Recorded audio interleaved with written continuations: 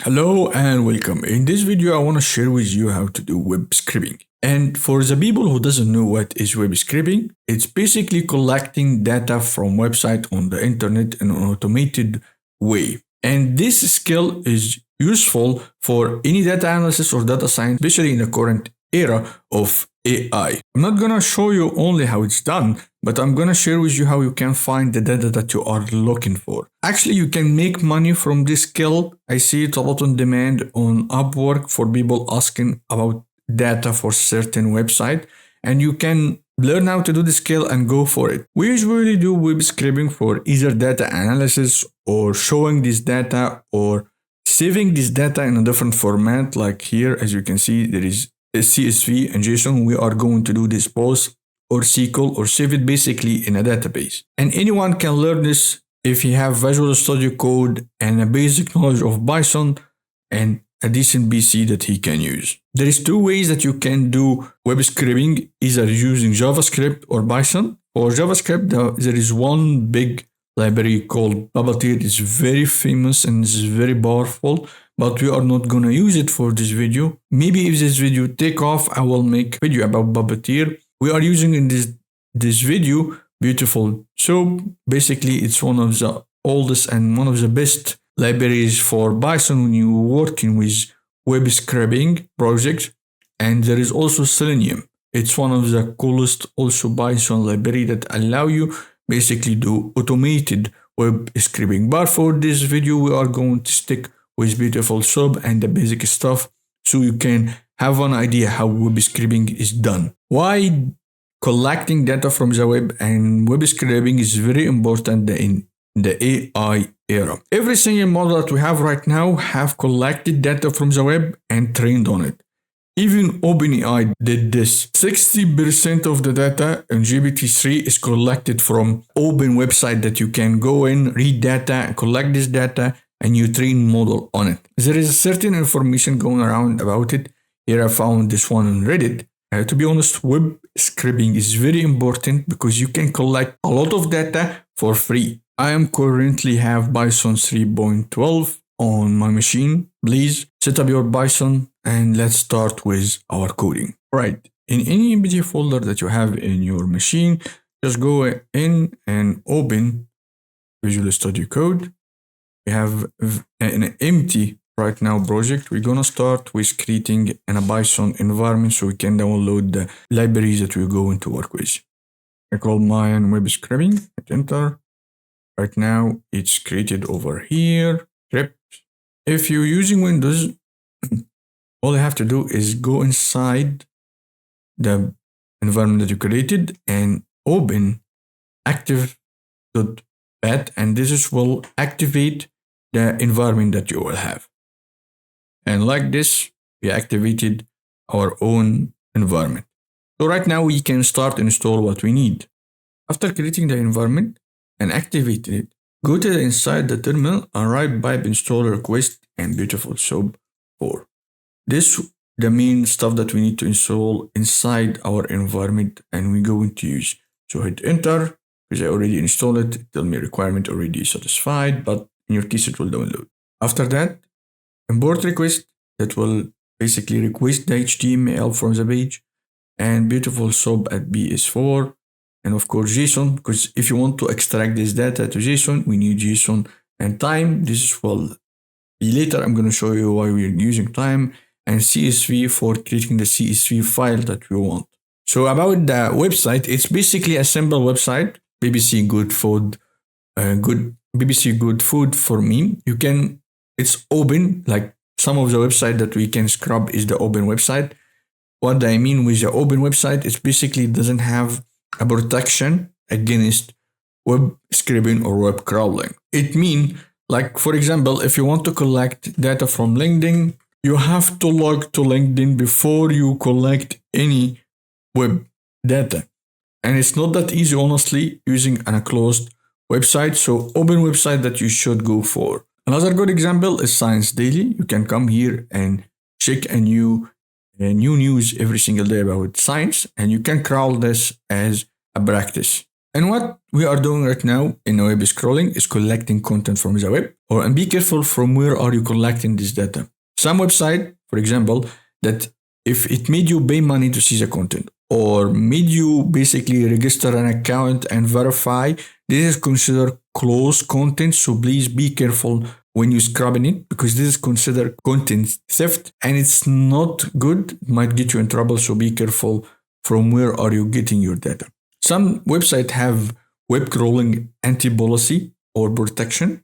When you open a website, your API gets registered and you notice that their activity is very weird, like opening so many pages in 1 minute and loading this data. This block your IP, and this is the next level of web scraping, is using proxy tools. This is honestly is not covered in this video. So what we are going to do with website, we're gonna collect this kind of title, the difficulty of the meal, and the image and the description. And not only that, I'm gonna show you how we can open every recipe automatically and collect the ingredient and the method of creating it. Inside our file, we need to create a new function. We're gonna call it extract, and it will take URL, and this extract function will handle almost the main logic. So inside it, first thing that we're going to use is response request dot get the URL, and this will give us the HTML inside the page. And I wanted to show you how the response will look like. So we're going to create here an URL, give it the link for the website that you want to crawl. It over here and call our function under the name. I'm going to call the function by extract, give it the URL that we have, and let's try here and hit run. As you can see, it's just a bunch of gibberish for people who doesn't know what is this. This is basically a byte kind of code. It's not readable for the human eye. It's just for the machine to read. Actually, this is where it comes beautiful soap. It will turn this gibberish code on an actual structure that you can read. So let's see it in action. I don't need this print anymore. So come here with the beautiful soap, response.content, and using an engine called Lxml. What is Lxml? It's a parser for the HTML to work with Python. And by beautiful soap documentation over here, it recommends that you use the Lxml engine. So we are going to install it by install Lxml, copy, and hit enter. It will install for us. Right now, we can hit print and tell it show us what inside the soap. And hit run. As you can see, here is the data itself having structure. It's like an HTML file, but inside our terminal. It's structured, like as you can see, here is the elements. You can read the stuff and tag link, image, div, and this is the benefit of using SOAP.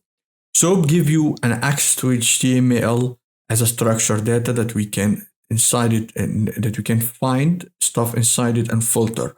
And this our next step, to find what inside and filter it and extract the data. So as you can see here inside our HTML page, there is the tag inside the title tag is HTA4 entry title, and you can just go inside and it's this HTML tag inside a main li that inside the list, and this list inside a div, and so on until you reach the main part of this kind of section. Left section of the page is a div with no right padding and column MD80 using Bootstrap in this website.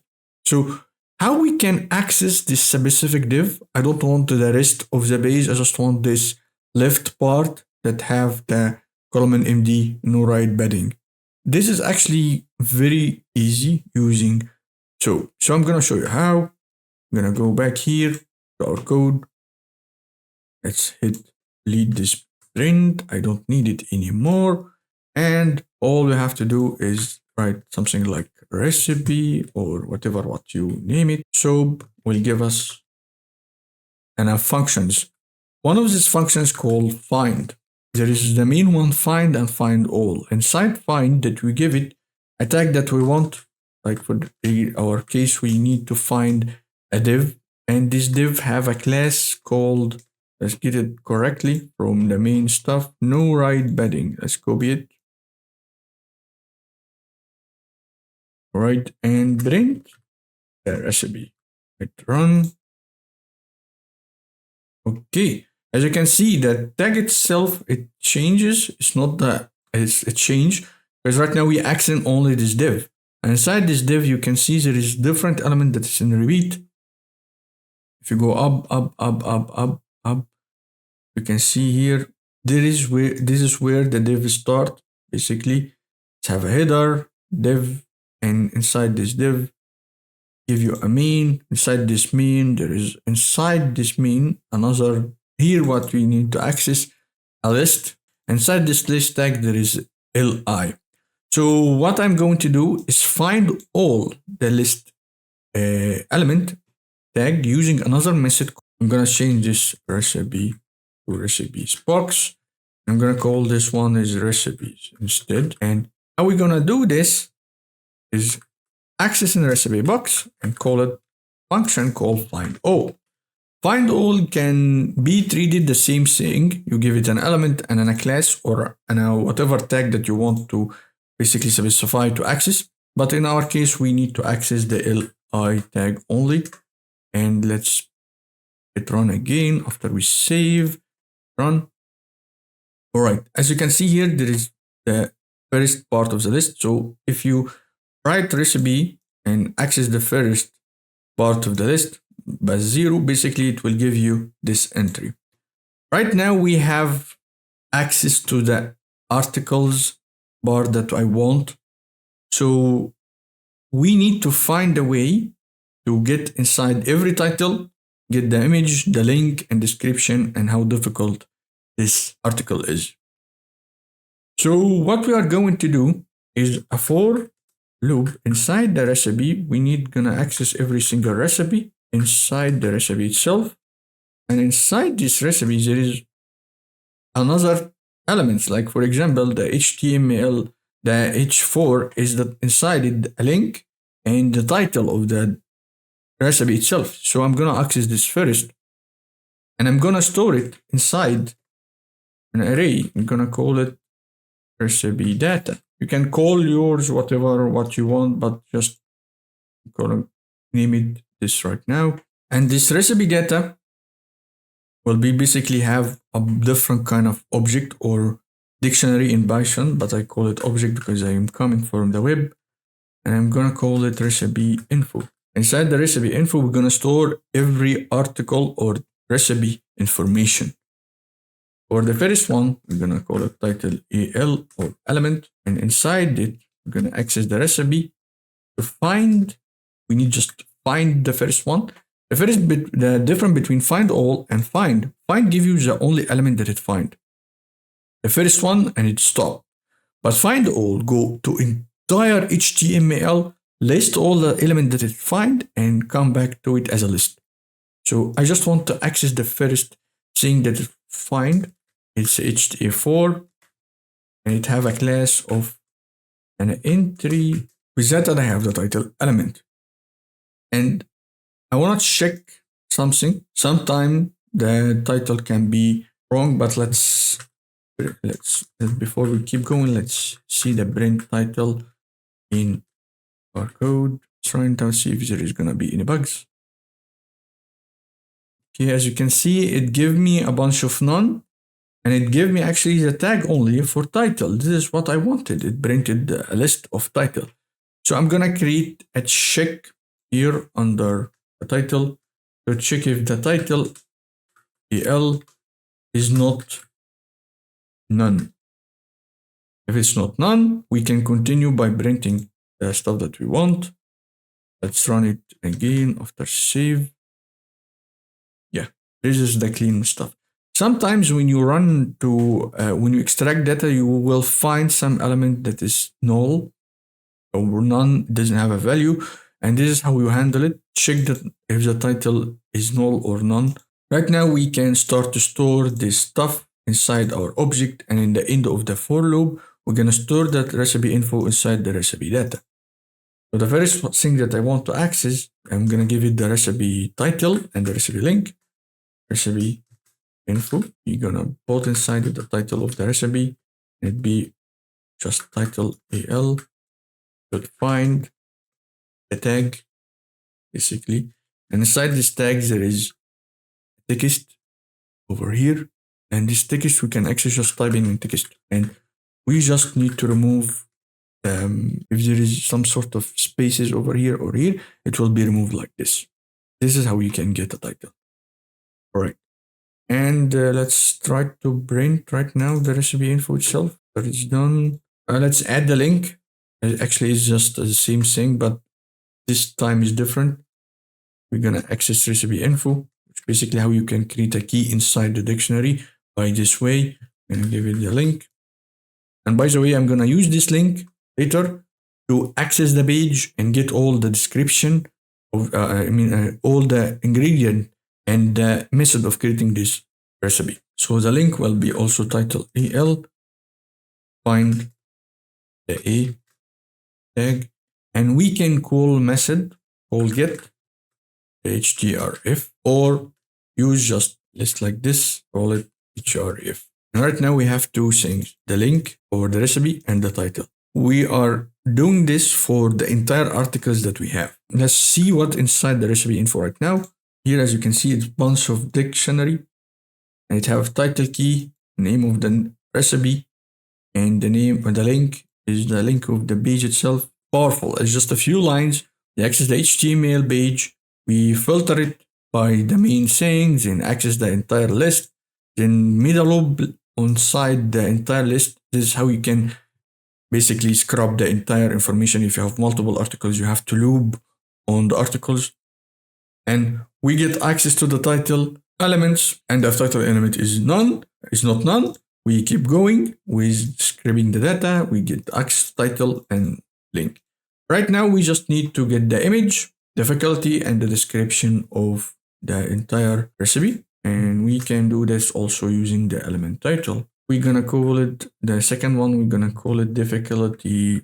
I'm actually copying this from the code that I created for where I'm learning how to use this website. So I'm copying it actually. Difficulty recipe, find. And if you went back here and access, okay, what we need to find is the articles. Once more, it's over here.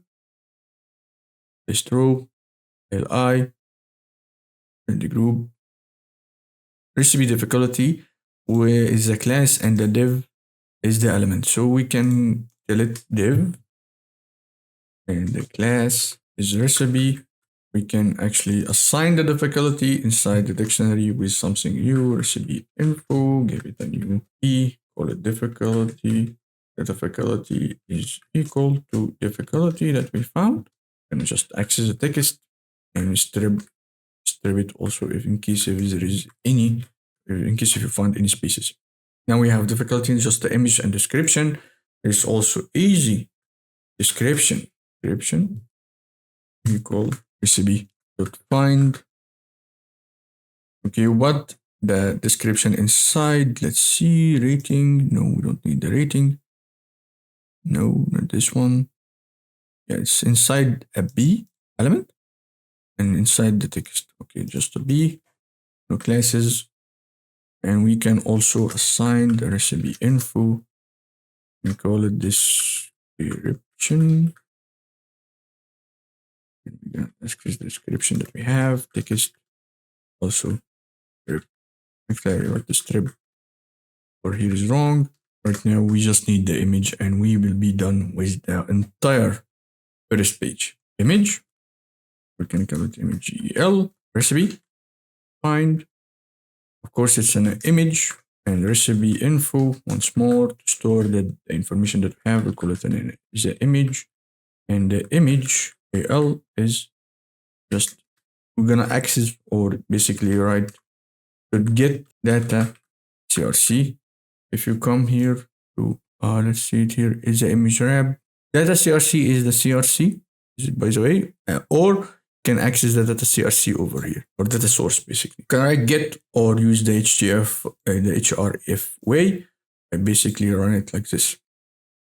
And let's save and hit run one more. See if there is any bugs. Okay, no bugs at all. And it's actually giving us the entire recipe that we want. Okay, I will assume that right now I have all the data that I need. I'm gonna keep saving every single object of recipe over here to the list that I created the recipe data over there. Put append. I'm gonna, it's done. I'm gonna give it the recipe. All right. Right now we have a list of recipe info. I don't need this anymore. How we can use this data to save it into a JSON file. I'm gonna turn this to a variable because it will return. I'm gonna return from it the recipe data actually. I'm gonna call it recipes, right? And inside our extract function over here, I wanna just create one last variable that will return the indentation in Python is killing me, man. Recipe data, the list that we have. And we're gonna get this recipe data from the function and use it to put it inside a JSON file. With open, we're gonna call it recipes.json, of course, because it's a JSON file, and it's gonna write as a JSON file, and we're gonna JSON.dump, not dump, the entire recipe that we have inside it file.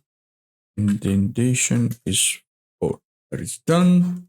I'm gonna print something like it's done. Let's hope it will work. See, run it and see if we get any error. All right, it seems it's done. Let's open here. Oh my God, we are done. And this is how we can turn this entire data that we have. We created the list and we send it after we're done to a JSON file to save it. It's just simple. We can do a lot with this JSON data. We can query it inside the database. We can sell it if you wanted to. You can keep it or put it on a book. The options is limitless. I'm gonna show you how we can access every single link inside this recipe and get the ingredient and method, because I think the recipe without ingredient and method, how you can make it, is useless. So let's take it a little bit further and create a function that will access every link. And inside this link, it will have access to the ingredient, get us the ingredient in order and the method in order. So I'm gonna create another function. I'm gonna call it recipe details or just details. And it's also take URL, right? But this URL is different because it's in the URL of the recipe itself. We're gonna do the same thing. We're gonna create a response. And it's gonna use requests. And we're gonna get us the URL. And you know what will happen when we get the URL response.content, just bunch of HTML. So we're gonna use beautiful soup once more to beautiful soup.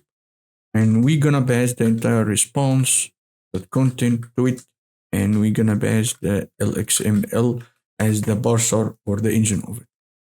Right now we have two things that we need to access for, the ingredient and the method. Let's go to one of the pages of this recipe. I'm gonna open it. As you can see, there is two things. One of is called the ingredients over here and the message. Let's see in the first one, ingredients, because I think it's most important. It's inside a div called ingredient list. So you know how you can find it right now. You just need to use find div as the class, voila, loop inside the li, like as we did with the entire thing of the articles, and access it. And let's see the methods. It's inside method list also, and inside it it's a ol, inside li with bunch of b tags. Okay, so it's a little bit easier using the last one, but the tricky part, how we're gonna call the each link after we're done with the description and the stuff inside the main article, main script. So what we are going to start with is the ingredients. So we have find, as I said, this div, and the div had a class of ingredients list. we actually can run it and see if it's give us what we want. Print ingredient. This is just a test. So we're gonna call recipe details and give it a URL. Check any URL over here. Let's get this one. Let's close this one. It's kind of confusing you. I know. Sorry about that. We can stop running this entire function, right? And if we hit run, it will access this function. Instead, this is one, and this is what we want. Recipe over here. Okay, it gives us access to the dev actually. And as you can see, there is li, so we're gonna use a for loop also. So before we start the for loop, we need place to set to store our inside ingredients. So I'm gonna create an ingredient list. This list will have inside it basically the list of the ingredient in order. And we will suddenly we're gonna need one for also the message. So for ingredient, we're gonna loop inside the ingredient, and we're going to create find all in the loop itself. And we're looping or looking at all the li that we will find, basically the entire thing. And it's very simple this time because you just have the text inside it. So we can use something like ingredient.list, append the ng text.strip. And like this, we will have the entire ingredient list. Let's run it and see if it will work or not. Yeah, it worked. So easy. Right now, we need the same thing, but for methods, I'm going to call it method list because it's not message, it's just one method. Same thing over here. It's also for loop. I'm going to call it method. No, wait 1 second. I forgot that I need to create the box for it first. So we can create it over here, method or method box. So we need to find a div. As you can remember, it's a div, it's a class. The class was method list. Let's fix our code first. Sorry, sometimes I skip some code. And right now we can use the same thing for loop, the method box itself, method box. And we're gonna do the same thing. It's find all, and the find all will be on element li also. And we can store the entire text of the message inside as a method list that we created over here. Let's now method list with append method itself for text. And right now we have paused the method list in the method ingredient. We can run method list as over here. Let's see if it's work. Yeah, we will have the method list as you can see as a lot of text over here. You can access the first step by just giving it the first element in the list. As you can see, it's here given us the bot, the chicken, breast, on board, and cover it. And let's just check if it's correct or not. Yeah, this is the first step. Correct. So you have to keep in order which list that we have. There is six steps over here. Okay. There is one thing that you need to notice in the JSON format. We just can't give it like a list of ingredient and the message. What we're going to do is both of them inside the details object and send it to the main recipe. Or you can send them both, but I prefer that you send them as an entire dictionary or object as I call it in web.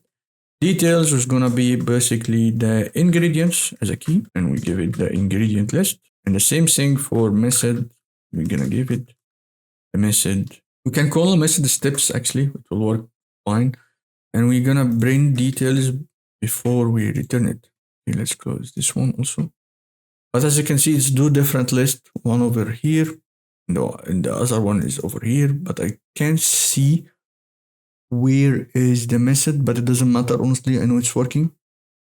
So we need to return these details because we finished with it, return the details itself. And right now we can use this function inside our extract function by passing the link itself to it. So I can come by the end or think after the link. We're gonna click detail.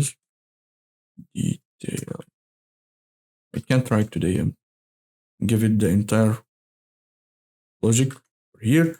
And we can call one is ingredient, will be equal details dot ingredients, or sorry, like this.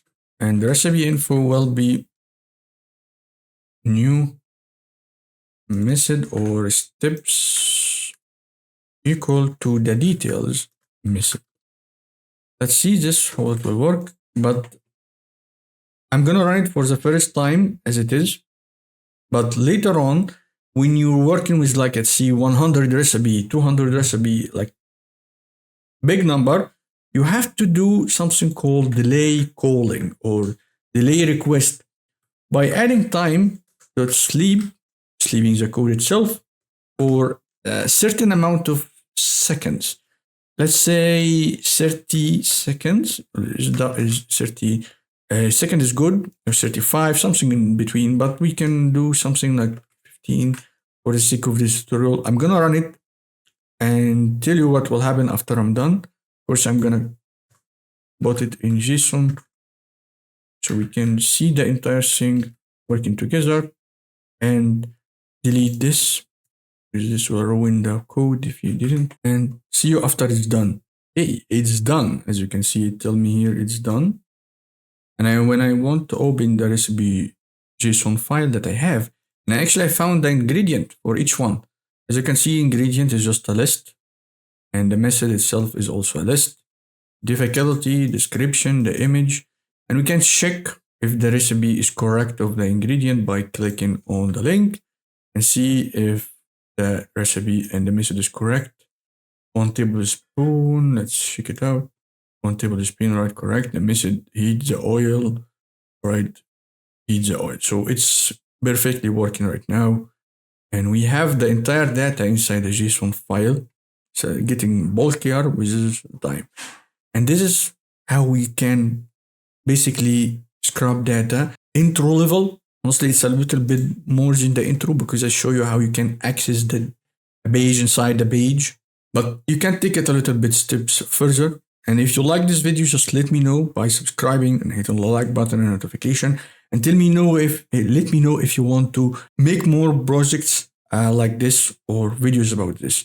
But before we go, I want to share with you also how you can turn these recipe details into a CSV file, which is very important because this is when it gets cool. You can use the CSV file with pandas and start using it with fine-tuning large language model or tiny llama model like I did in the last video. And this is how powerful data scripting. You can take these recipes and train a model on it, and when you ask it about a certain recipe, give me a recipe for whatever name is this. I have no idea, heartby banner, baked rice. It will give you the ingredients and give you the method and a little bit of description. So this is how we can create a cool large language model that's fine-tuned and the custom data that we got. So for CSV file, before the returning of the list itself, we're not gonna basically use JSON at this time, or you can use it. Both of them is cool. We're gonna use open again, and this time we're gonna call the file recipe.csv. And it's also writing and new line, because this is how you can write new line CSV, encoding UTF-8 as CSV file. The field names, the first thing that we will have is the keys, or basically the names of the recipe object that we created. It's called keys. I mean, with keys is the method, difficult, description, the image itself, not the value of it. This is gonna be our columns, right? Equal CSV text writer. We're gonna give it CSV file and the field names that we just created. After that, we go into put it in the right header. And finally, we're gonna write the rows itself, the information or the value of the recipe itself, which is the value of our recipe data. Let's see it in action. A few minutes after it's loaded some of the articles, I open it. And as you can see, the CSV file have the title, each title of the recipe, and the link, each link, and the ingredients inside the list, as you can see here. And the method also inside the list, the difficulty level, description, and also the image of the recipe itself. With that, we are done with the project. With that, I am done. Thank you for watching my video. I hope that you enjoyed and learned something new. My name is Hussam, or simply you can call me Sam. And please hit subscribe and the notification like button if you like this video. If you don't like it, just let me know. And if you want more information about how you can scrub the web and using different methods, I'm gonna do that if you want me to. So let me know in the comment down below. See you in the next video.